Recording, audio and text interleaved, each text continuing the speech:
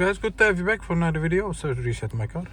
In today's video, I'm going to show you I can get rid of the TPMS or the flat tire indicator of a Nissan Leaf 2019. We had a customer with a flat tire. We have repaired it, changed the tire, and after changing it, you need to reset it. Otherwise, there is an indicator popping up that your tire is this indicator over here. That the tires need attention. Let's start right away. First step is to have the ignition onto the second position. Press it.